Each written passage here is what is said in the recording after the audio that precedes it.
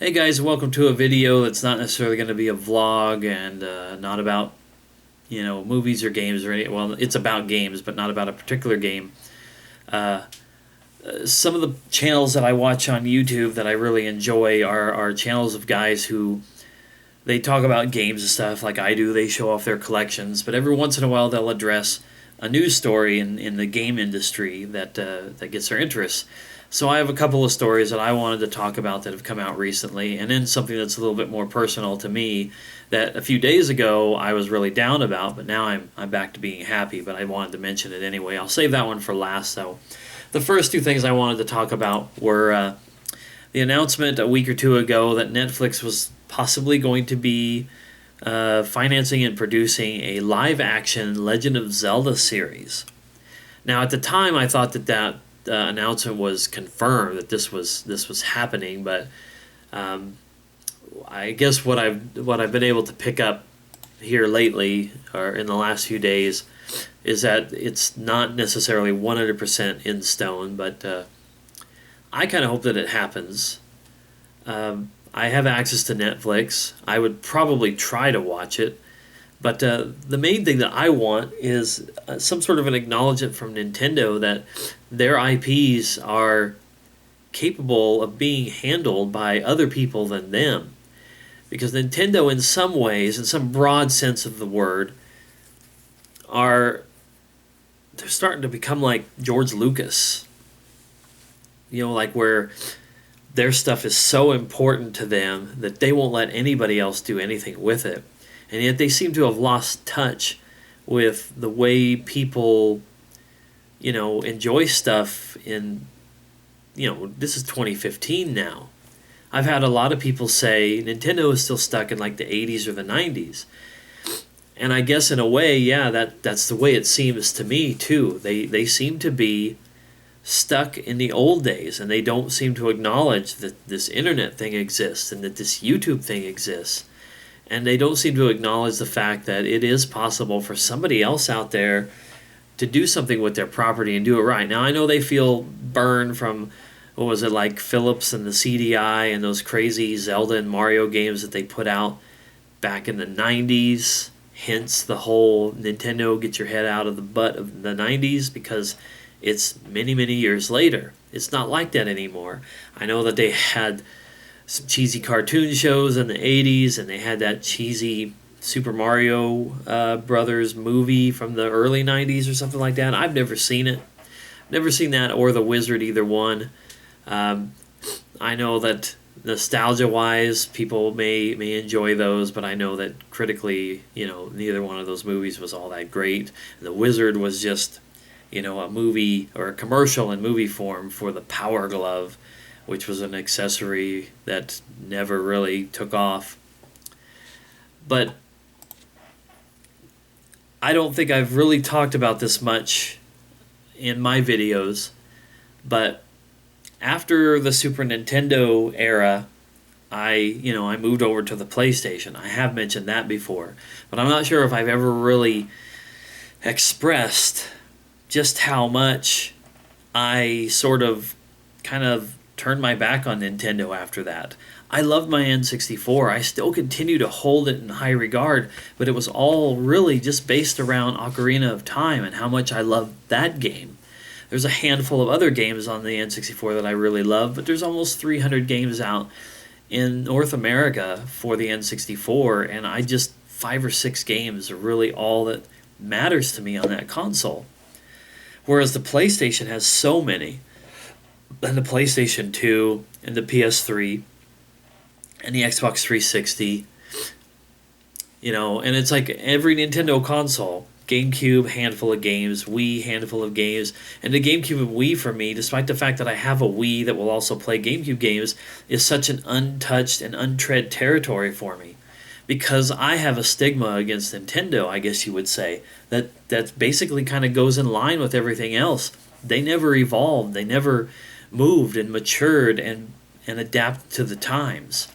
Now, they still have their niche in the market for kids, kids games. They still have their niche in the market for wholesome style games that anybody can play. And that's important. They need to be there. But I don't understand why they don't just embrace, what today is all about. Like, they're just... I've heard people say that, like, especially like with the Wii and then the Wii U, they sort of left gamers behind and just started putting out this product that was for everybody. Instead of making stuff, they don't have to change their console all around together. Just bring some of those multi-plats over. Make your system more comparable to what's out at the time. I'm not trying to tell Nintendo what to do. I'm just saying, from my point of view and avoid the point of view of a lot of other people, why wouldn't you? Why wouldn't you make it where your console is viable with everybody else, but then you also have your exclusives, your Marios, your Zeldas, your Kirbys, the Smash Brothers games, Mario Kart, all these different things that they do very well. And then have where the Call of Duty games and GTA games are playable on your consoles too. Just because you have GTA on your console doesn't mean that the 8-year-olds are going to buy it. It may be available to them, but there's more than likely they have access to it anyway through another console or the computer. I know GTA 5 PC isn't out yet, but the point is you can get a hold of any of this stuff just about anywhere. I've had my mind blown on Steam the last few days, just how much stuff that I have for my consoles that I can snag on Steam. And especially like first-person shooter games, I've gotten so used to the keyboard and mouse control for games where you're in first-person shooting mode that's what I want. I want to play my games like Dead Island on that. I'm starting to feel like I need to play Far Cry games on the computer. So anyway, Nintendo, I think, should just open themselves up more. They would be more successful. I'm not saying that they're not successful, but I give in to the doom and gloom that I hear sometimes about how they don't put out a console for everybody, and so they're lagging behind, and their console's like a generation behind in terms of its processing abilities. And it's just sad to see them not kind of keep up with the Joneses. As much as it's awesome for them to be different, for them to offer variety, I just want to see them think like a company in 2015. So that was what I was getting to. Long-winded way of getting back around to Netflix, Zelda. Perhaps Nintendo is finally going to loosen up a little bit and let somebody do something with their IP. Or if it doesn't happen, it's more than likely not happening because they're afraid to let somebody else take one of their mega properties and do something with it. I could be way off. I don't know. Like I said, I'm going a little bit off of what I have heard and seen and absorbed from other sources. But I hope that this happens, even if I never watched it. I hope that it happens. Of course, I hope that it's good, because it would really blow the whole argument that any of us have about this if it came out and it was pretty bad. But I mean, it's going to be a live action movie or live action series in 2015, and so it's probably going to be better than the old cartoon show, even though I really enjoy that. All right, so the second story I wanted to talk about was just something I was exposed to today, a video that's going around that shows obviously a younger gamer playing Destiny on PS4, and the reason why I wanted to talk about this is because I didn't know what this thing called Shareplay was. For some reason, I thought, like, the sound of it makes me think, I played a game, here's a video to share, or I made a level in a game, here's the level for you to play. I didn't realize that this Shareplay thing is essentially you handing over control of your account, your console, everything, to the person that you're linking up with. What this video showed was this kid playing Destiny, and he was going to get help from some other gamer that he didn't really know, and this is a point of contention, but he wanted this person to help him use some sort of glitch or exploit to give him something that he would normally have to work really hard for in a game. And it shows him doing this thing, and then the next thing you know, you hear him, and in fact, I think he even walks away from his TV for a minute, and this person almost immediately goes in and deletes 2 of this kid's characters, and he had 3 according to the screenshot.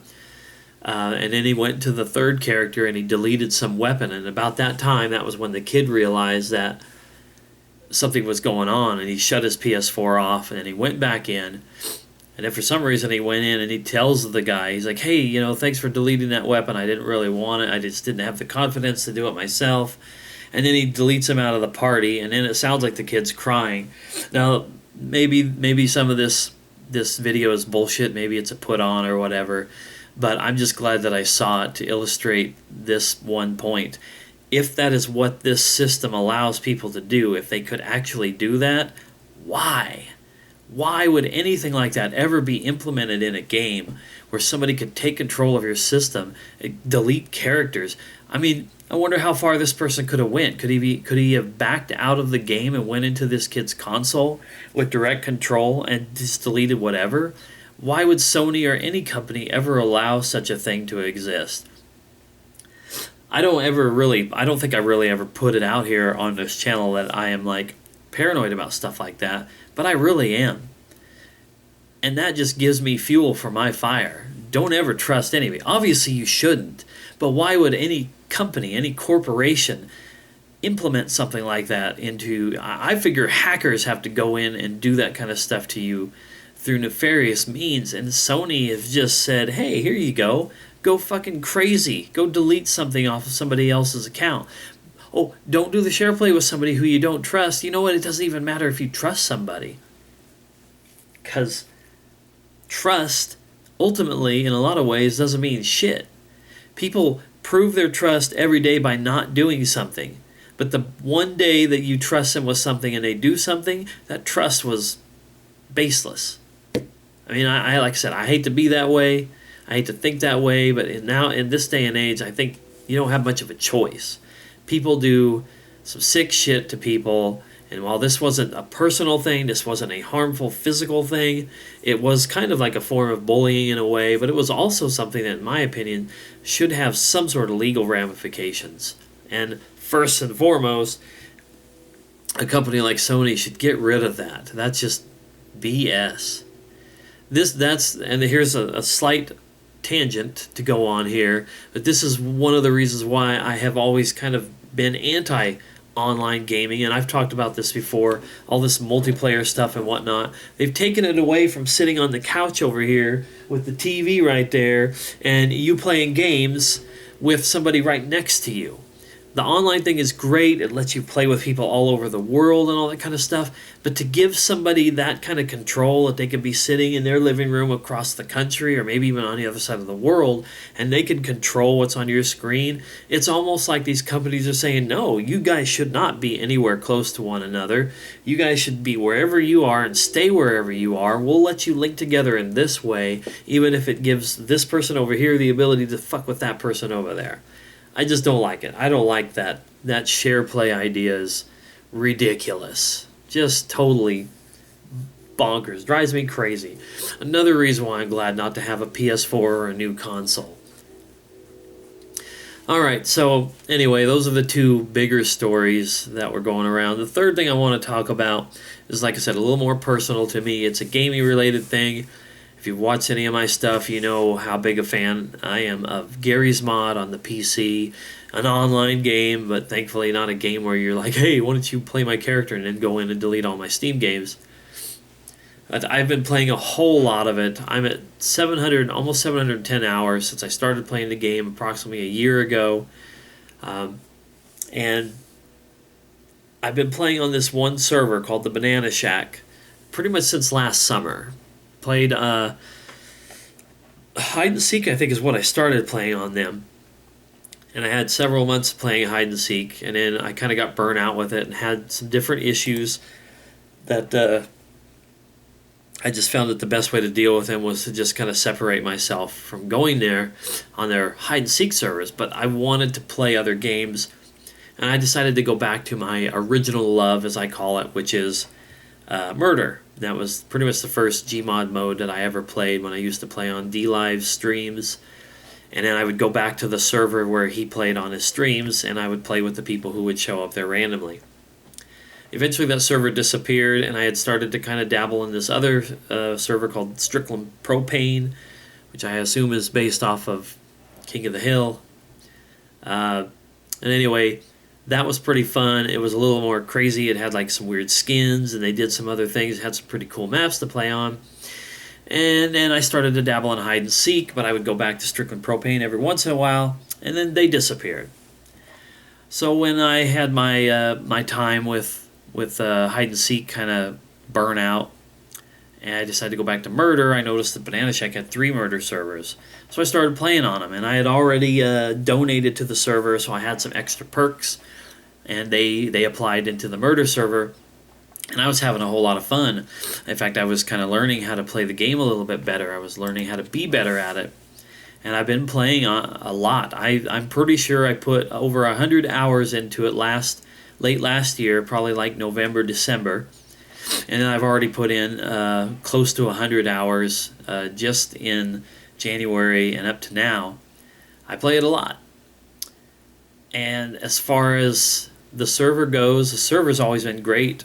Relatively decent interactions with most of the random players that come in there. And as far as admin and mods go, no issues. Even have like an online Steam friend of one of the mods. And but I knew that there was like stuff going on with the people who run the server, but that was their personal stuff, and I didn't really care. I didn't want to get involved in it. It wasn't necessary for me to be involved. So I was just a player, and that was all that I wanted to be. Well, some stuff came up on the forum for the Banana Shack, and then eventually a notice came up a few days ago saying that the owner of the server was going to have to get rid of it. He was going to have to shut it down or sell it or do whatever he could. And that hit me pretty hard because, one, I'd already been through this twice before, having a favorite server just disappear. Now, I had a warning on this one. That was good because there's more of a community in this one, which was awesome. But I was super saddened because I've had a whole lot of fun. There's been nothing here lately. Even with all the movies I've been watching, nothing has really given me that escape and that put that smile on my face and give me a good, fun time. Like my time playing Murder on the Banana Shack server. And so to hear that, it was depressing. It was really depressing for me. It was like, what am I going to do now? It almost felt like being displaced from some place that, that you're comfortable being at and you don't want to leave. So yeah, I was pretty bummed, and like I said, a few days ago I wanted to do a video talking about it and be all doom and gloom about it. But thank the goodness above that somebody associated with the server already has bought it and is going to be running it. And although it's already starting to show some lagginess, which I'm glad to know that that's probably what this is from. But for a few days it may be down and I may not be able to play there, and that's fine. A break is good, or play something else, but I'm just glad that it's going to be sticking around. And it was just something that I wanted to talk about because, like I said, Gmod is a big thing in my world right now. I play a lot of it. I have some online friends that I chat with and I like to play with, and I kind of want that to stay as some sort of a consistent thing in my life right now. So anyway, that's that. This is went on for a while, so I just wanted to talk about some gaming nonsense and do this video, and well, I guess that's it. So thanks for watching, guys. See you later.